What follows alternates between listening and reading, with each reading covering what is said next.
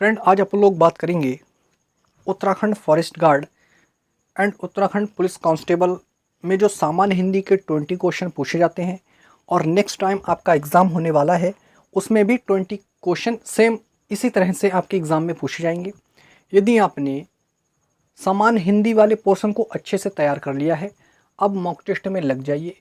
Mock test होता क्या है? मॉक टेस्ट से यदि आपने कोई भी सब्जेक्ट अच्छे से पढ़ लिया है और अब आपके एग्ज़ाम में कैसे क्वेश्चन बनने वाले हैं, आपने कोई भी सब्जेक्ट के अंदर जितने भी टॉपिक होते हैं उन टॉपिक को कैसे कंप्लीट किया है और कैसे क्वेश्चन उस टॉपिक से बनते हैं, इससे आपको पता चलता है।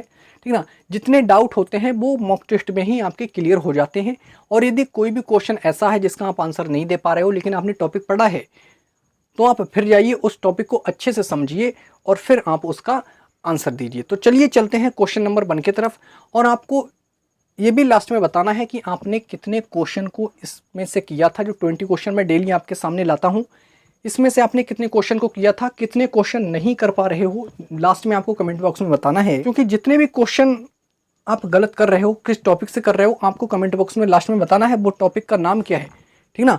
उस टॉपिक को मैं ईजिली आपको समझाने की बाद में कोशिश करूंगा जिससे आपका कोई भी क्वेश्चन गलत नहीं होगा। तो चलिए चलते हैं क्वेश्चन नंबर 1 की तरफ। क्वेश्चन नंबर 1 ये रहा आपके सामने। इसमें दिया है, वह पेड़ इतना लंबा है, रेखांकित शब्द में क्रिया विशेषण है। अब रेखांकित तो यहाँ पर किया गया है बेटा, तो कह रहा है कि इतना में कौन सा क्रिया विशेषण है। यदि आपने क्रिया विशेषण वाले टॉपिक को अच्छे से पढ़ा है तो आप इसका आंसर इजीली दे पाओगे, अन्यथा नहीं दे पाओगे। तो इसका राइट आंसर क्या होगा? क्रिया विशेषण कितने प्रकार के होते हैं, सबसे पहले आपको ये पता होना चाहिए। तो बेटा ये होते हैं 4 प्रकार के क्रिया विशेषण होते हैं, 4 प्रकार के। और कौन कौन से होते हैं ऑप्शन में ये दिए हैं। ठीक ना? तो इतना जो है, ये इतना, ये किस क्रिया विशेषण के अंतर्गत आता है ये आपको पता होना चाहिए। ठीक है ना? तो इसका राइट आंसर है ऑप्शन बी, परिमाणवाचक। ठीक है ना? परिमाणवाचक के अंतर्गत आता है इतना हो गया, उतना हो गया, अत्यंत हो गया, बहुत हो गया, कम हो गया। ठीक ना? ये सब आते हैं परिमाणवाचक के अंतर्गत। इसी तरह आप देखोगे कालवाचक के अंतर्गत आज हो गया, कल हो गया, हर दिन हो गया, प्रतिदिन हो गया, दिन भर हो गया, ये आते हैं। ठीक ना?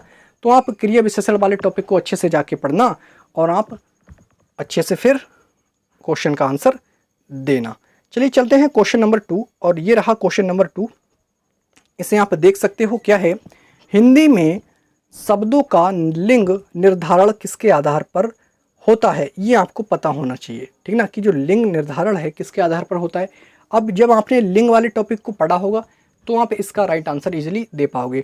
ऑप्शन आपके सामने है। अधिकतर बच्चे इस वाले टॉपिक से क्वेश्चन गलत करते हैं, लेकिन इसका राइट आंसर है ऑप्शन डी, प्रत्यय। बहुत से बच्चे इसका राइट आंसर ऑप्शन ए लगाते हैं जो एकदम गलत है।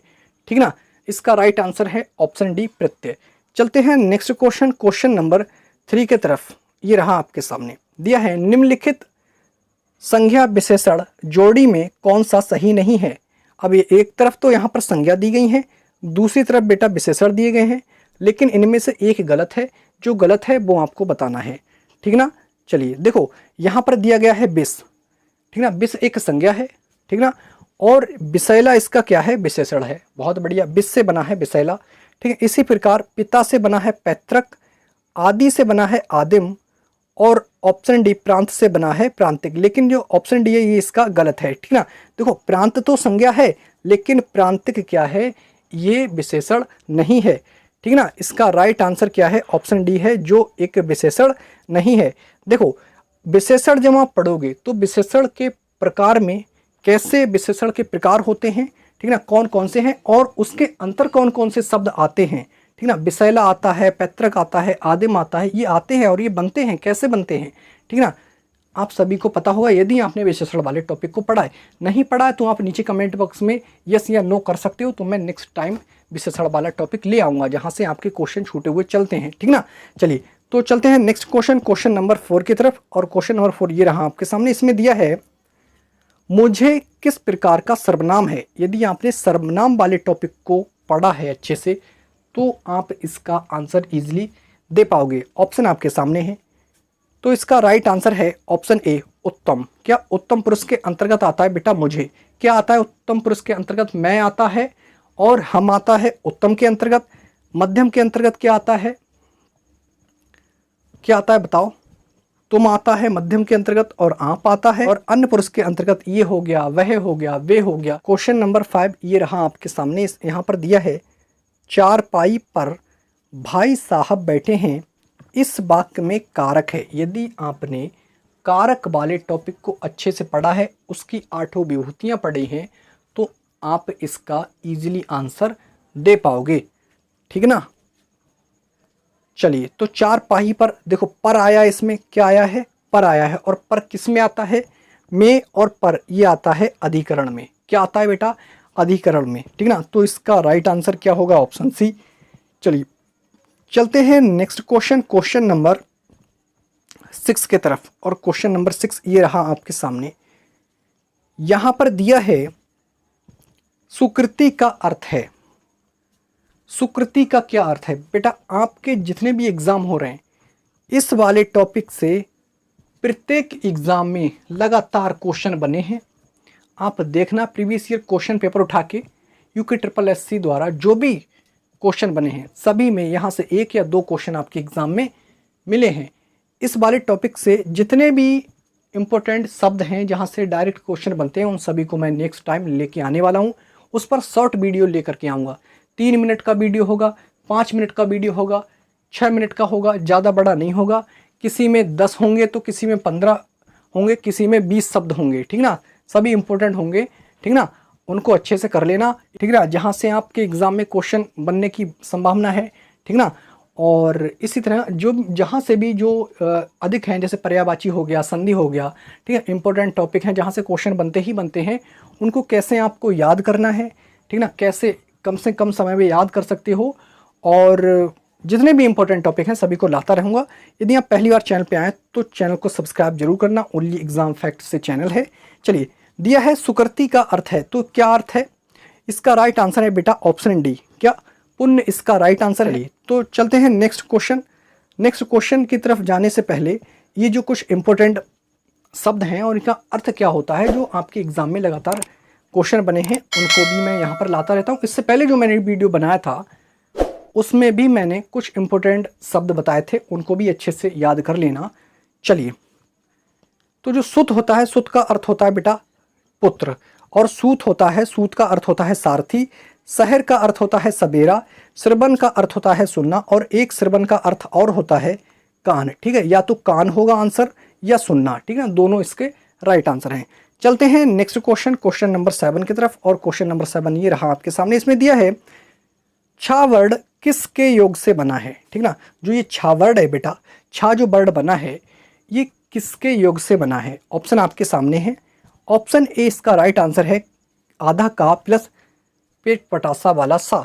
इससे क्या बना है? ये छा वर्ड बना है। अब समझना, ये का प्लस सा प्लस कई बार आ भी लिख सकता है यहाँ पर। ठीक ना? यहाँ पर हनंत लगा के सा के नीचे यहाँ पर आ भी लिख सकता है। ठीक ना? एग्जामिनर तो मूडी है। ठीक ना? वो आपको ऐसे क्वेश्चन बना के देगा जिससे आप कंफ्यूज हो। ठीक ना? अब आप ये ही बताओ, तो इसका राइट आंसर ऑप्शन है। अब फ्रेंड आप ये बताओ, आपकी वैकेंसी कितनी है? 1521 पुलिस की बात कर रहा हूँ। 894, ठीक ना, 894 ये जो वैकेंसी है ये फॉरेस्ट गार्ड की है। फॉर्म बेटा कितने पड़े? इसमें फॉर्म पड़े बेटा लगभग 2,60,000 और वैकेंसी है 1521। फिजिकल सभी का कितना जा रहा है? 90 प्लस। आप बताइए कंपटीशन कहाँ पे है? रिटन एग्ज़ाम पे। जिसने रिटन एग्ज़ाम की अच्छे से प्रिपरेशन की बेटा उसका सिलेक्शन होगा। ठीक ना? कट ऑफ बहुत ऊपर जाने वाला है। ठीक है, तो अच्छे से तैयारी करना और सारे डाउट अच्छे से क्लियर करना, क्योंकि एग्जामिनर तो चाहेगा कि आपको कंफ्यूज करे हर टॉपिक में। ठीक ना? चलिए, वो आपसे 4 कदम आगे रहने की कोशिश करता है, और यदि आप उससे 5 कदम आगे नहीं रहे तो समझो सिलेक्शन से आप बाहर हो। इसलिए अच्छे से प्रिपरेशन करना, मॉक टेस्ट से जुड़े रहना और हर टॉपिक के मॉक टेस्ट लगाना। देखना कि आप कौन से टॉपिक से क्वेश्चन गलत कर रहे हो, तो उस वाले टॉपिक को फिर अच्छे से पढ़ना, समझना और फिर मॉक टेस्ट लगाना। ठीक ना?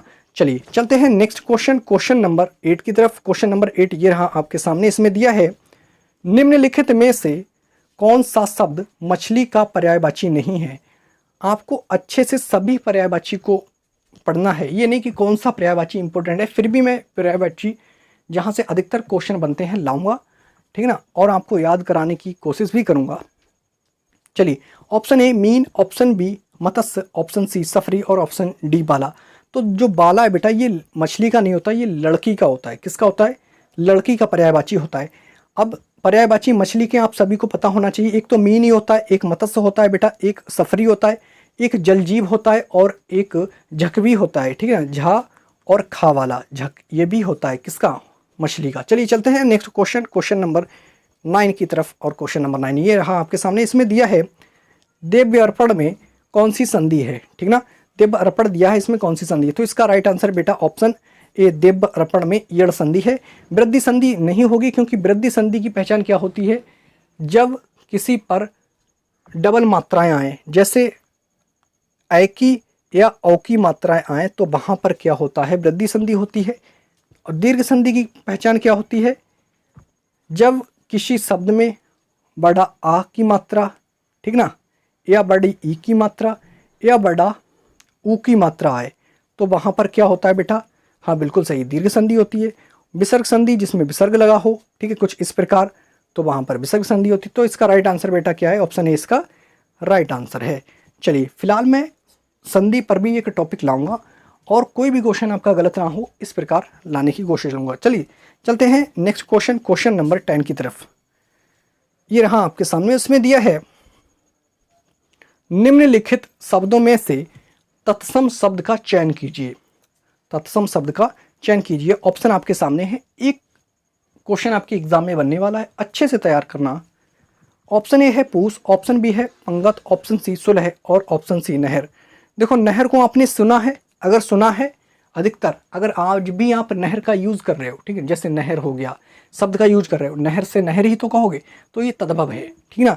सुलह, सुलह मतलब किसी दो लड़कों के मध्य झगड़ा हो गया, अब आप सुलह करवाना चाह रहे हो, समझौता करवाना चाह रहे हो, ठीक ना, तो सुलह कहते हैं कि भाई सुलह करा दो, तो वो भी तद्भव शब्द है, यानी कि हिंदी का शब्द है। पंगत भी बेटा हिंदी का शब्द है। जो पूस है ये संस्कृत भाषा का शब्द है, ठीक ना, संस्कृत का शब्द है। और यदि संस्कृत का शब्द है तो कैसा होगा? तत्सम होगा, ठीक, कैसा होगा बेटा? तत्सम होगा। इसलिए इसका राइट आंसर क्या है? ऑप्शन ए इसका राइट आंसर है। चलते हैं नेक्स्ट क्वेश्चन, क्वेश्चन नंबर 11 की तरफ। और क्वेश्चन नंबर 11 ये रहा आपके सामने, इसमें दिया है किस उपभाषा का विकास सौर सैनी अपभ्रंश से हुआ है, ठीक ना, ये आपको बताना है। तो इसका राइट आंसर है ऑप्शन ए पश्चिमी हिंदी। क्या बेटा? पश्चिमी हिंदी इसका राइट आंसर है। क्वेश्चन नंबर 12 ये रहा आपके सामने, और इसमें दिया है एक ही लकड़ी से हाँकना मुहावरे का अर्थ है। तो क्या अर्थ है एक ही लकड़ी से हाँकना? तो इसका राइट आंसर है, तो इसका राइट आंसर है ऑप्शन ए अच्छे बुरे की पहचान ना करना। एक ही लकड़ी से हाँकने का अर्थ है। चलते हैं नेक्स्ट क्वेश्चन, क्वेश्चन नंबर 13 की तरफ। जाको राखें साइयां मार सके ना कोई लोकोक्ति है बेटा, और इसका अर्थ क्या है? तो ऑप्शन आपके सामने है, जिससे बड़ों का आशीर्वाद प्राप्त हो उसे कोई पराजित नहीं कर सकता। बिल्कुल गलत बेटा। जिसकी रक्षा ईश्वर करता है, हाँ जी बिल्कुल, ईश्वर की बात आई है, ठीक है, जिसकी रक्षा ईश्वर करता है उसे कोई कष्ट नहीं पहुंचा सकता। इसका राइट आंसर ऑप्शन बी है बेटा। चलिए चलते हैं नेक्स्ट क्वेश्चन, क्वेश्चन नंबर 14 की तरफ। और क्वेश्चन नंबर 14 ये रहा आपके सामने, दिया है जो सही युग्म है वो चुनना है आपको। ऑप्शन आपके सामने है, आप देख सकते हो, सुमित्रा नंदन पंत चिदंबरा। बिल्कुल सही, ऑप्शन ए इसका राइट आंसर है। क्यों? क्योंकि सुमित्रा नंदन पंत की ये क्या है? रचना है चिदंबरा, ठीक ना, चिदंबरा की इन्होंने रचना की थी। और इस चिदंबरा को सबसे पहले क्या मिला था बेटा? हाँ बिल्कुल, कौन सा पुरस्कार मिला था ये आपको बताना है, और कमेंट बॉक्स में ये भी बताना है कब मिला था, ठीक ना, ये भी बताना है कौन सा पुरस्कार मिला था हिंदी के अंतर्गत और कब मिला था, डेट भी आपको बतानी है, ठीक ना। चलिए चलते हैं क्वेश्चन नंबर 15 की तरफ। और क्वेश्चन नंबर 15 ये रहा आपके सामने, इसमें दिया है गौड़ का विलोम शब्द है। तो गौड़ शब्द का विलोम शब्द आपको बताना है क्या होगा। तो इसका राइट आंसर है ऑप्शन ए मुख्य। क्या होगा? मुख्य। गॉड का अपोजिट क्या होता है? मुख्य होता है। क्वेश्चन नंबर 16 ये रहा आपके सामने, इसमें दिया है रंभा झूमत हो कहाँ, कछु दिनन के हित, तुमने केते हवै गए और हवै है यही खेत, अलंकार का कौन सा भेद है? तो ऑप्शन आपके सामने है, वक्रोक्ति, विरोधाभास, लोकोक्ति या अन्योक्ति। तो इसका राइट आंसर है ऑप्शन डी, अन्योक्ति। देखो कई बार क्या होता है, डायरेक्ट आपको किसी भी, यहाँ पर देखो जितने भी अलंकार दिए हैं इनकी डेफिनेशन नहीं पता, इसके पॉइंट नहीं पता कि मेन क्या है, तो आप क्या करो, अन्योक्ति को लिखो और उसके डायरेक्ट इंपॉर्टेंट उदाहरण को नोट डाउन कर लो। ठीक है, जो भी उसके इंपॉर्टेंट 2 से 4, 4, 5, ठीक है, 4-5 ही उसके प्रमुख उदाहरण हैं। ठीक है, उनको आप क्या करो, नोट डाउन कर लो और फिर उस पर समझने का प्रयास करो। ठीक है ना, ज़्यादा नहीं, बस आप 4 से 5 उदाहरण अच्छे से करो। ठीक ना, उन्हीं से आप समझ जाओगे, अधिकतर वही रिपीट होते रहते हैं। ठीक ना, चलिए तो आप ऐसे इसका आंसर इजीली लगा पाओगे। चलिए बाकी तरीका क्या है वो मैं बताता रहूँगा। जो इंपॉर्टेंट अलंकार हैं उनकी मैं लिस्ट आपको प्रोवाइड कराऊंगा, उसके इंपॉर्टेंट जितने भी उदाहरण हैं सारे प्रोवाइड करा दूंगा। ठीक ना, चलिए और वहीं से आप देखोगे क्वेश्चन आपके एग्जाम में बन जाएगा। तो इसका राइट आंसर है ऑप्शन डी। चलते हैं नेक्स्ट क्वेश्चन, क्वेश्चन नंबर 17 की तरफ। देखो इसमें क्या है, नव विवाहित स्त्री के लिए एक शब्द होगा। बेटा रिपीटेड क्वेश्चन है, एक बार नहीं 10 बार, 10 से 11 बार ये अलग अलग स्टेट सामान्य हिंदी के अंतर्गत ये क्वेश्चन बना है और अधिकतर बच्चे इसका राइट आंसर गलत लगा के आते हैं। चलिए आपको बताना है कि क्वेश्चन नंबर 17 का आंसर आपने सही लगाया या गलत। चलिए क्या है, नव विवाहित स्त्री के लिए एक शब्द होगा। ऑप्शन आपके सामने है, ऑप्शन ए प्रौढ़ा, ऑप्शन बी युगधा, ऑप्शन सी नवोढ़ा या ऑप्शन डी नववधू। तो इसका राइट आंसर है ऑप्शन सी नवोढ़ा। तो इसका राइट आंसर है ऑप्शन सी नवोढ़ा। नव विवाहित स्त्री के लिए एक शब्द होता है नवोढ़ा। ठीक ना, चलिए बहुत से बच्चे इसका राइट आंसर ऑप्शन डी लगाते हैं और नेगेटिव मार्किंग के चलते उनका कट ऑफ में नंबर आता ही नहीं है। कहते हैं एग्ज़ाम में हम बहुत अच्छा करके आए हैं लेकिन जब रिजल्ट आता है तो कट ऑफ में नाम है ही नहीं। ठीक ना, होता क्या है, आप अच्छे से प्रिपरेशन नहीं करते, मॉक टेस्ट नहीं लगाते हो। ठीक ना, समझते नहीं हो कि क्वेश्चन किस प्रकार से एग्जामिनर बना रहा है। चलते हैं नेक्स्ट क्वेश्चन, क्वेश्चन नंबर 18 की तरफ। और क्वेश्चन नंबर 18 ये रहा आपके सामने, इसमें दिया है सोम का अर्थ नहीं है। सोम का अर्थ नहीं है। अब ये सोम है क्या? जब आपने पर्यायवाची पढ़ा होगा या अनेकार्थक शब्द वाला टॉपिक पढ़ा होगा तब आप इसका अच्छे से आंसर लगा पाओगे। मैं अनेकार्थक टॉपिक लाने वाला हूँ, बहुत जल्द लाने वाला हूँ।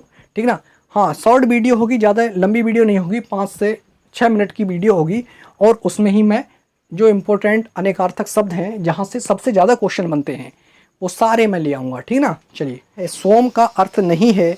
ऑप्शन आपके सामने है, जल, स्वर्ग, अमृत या शंकर। तो इसका राइट आंसर है बेटा ऑप्शन डी शंकर। शंकर सोम का अर्थ नहीं है। स्वर्ग जब आप पर्यायवाची पढ़ोगे, ठीक ना, स्वर्ग का, तो उसमें आप सोम देखोगे। जल का पढ़ोगे उसमें भी आप सोम को देखोगे। अमृत का पढ़ोगे उसमें भी आप सोम का पर्यायवाची देखोगे। ठीक है, तो इसका अनेकार्थक शब्द क्या होगा? ये सभी हैं लेकिन ये जो शंकर है ये सोम का अनेकार्थक शब्द नहीं है। ठीक ना, चलिए तो चलते हैं नेक्स्ट क्वेश्चन, क्वेश्चन नंबर 19 की तरफ। और इसमें दिया है पाप पुण्य में कौन सा समास होगा। ये समास से क्वेश्चन आया हुआ है और समास एक इम्पोर्टेंट टॉपिक है, अच्छे से करना। चलिए तो इसका राइट आंसर क्या है? इसका राइट आंसर है ऑप्शन बी। अधिकतर बच्चे इसका राइट आंसर दे पा रहे होंगे। चलते हैं नेक्स्ट क्वेश्चन, क्वेश्चन नंबर 20 की तरफ। और ये लास्ट क्वेश्चन है इस वाले टॉपिक का, यानी कि सामान्य हिंदी का ये लास्ट क्वेश्चन है। सावधानी शब्द में प्रयुक्त प्रत्यय है। अधिकतर बच्चे इसका राइट आंसर गलत लगाएंगे। क्या बेटा? गलत लगाएंगे। देखो सावधानी को पहले तोड़ो, ये क्या हो जाएगा? सावधान हो जाएगा बेटा। क्या हो जाएगा? सावधान। और इसमें ई जो है क्या है? ये प्रत्यय है, बड़े ई। तो इसका राइट आंसर क्या है बेटा? ऑप्शन ए इसका राइट आंसर है। बहुत से बच्चे इसका राइट आंसर ऑप्शन सी लगाते हैं जो गलत करके आते हैं। ठीक ना, चलिए चलते हैं सब्सक्राइब की तरफ। जो फ्रेंड इस वाली वीडियो पे पहली बार आया है, चैनल को सब्सक्राइब करना, अपने फ्रेंड के साथ शेयर करना जो किसी कॉम्पिटिटिव एग्ज़ाम की प्रिपरेशन करते हैं। बाकी मिलते हैं नेक्स्ट वीडियो में नेक्स्ट टॉपिक के साथ। आपको कमेंट बॉक्स में ज़रूर बताना है कि आपने कितने क्वेश्चन को सही किया था और कौन से क्वेश्चन आप नहीं कर पाए थे, कौन से टॉपिक का वो क्वेश्चन था। ठीक है, नेक्स्ट टाइम मैं उस टॉपिक पर वीडियो लाऊंगा जिससे आपका कोई भी क्वेश्चन गलत ना हो। चलिए मिलते हैं नेक्स्ट वीडियो में नेक्स्ट पॉइंट के साथ।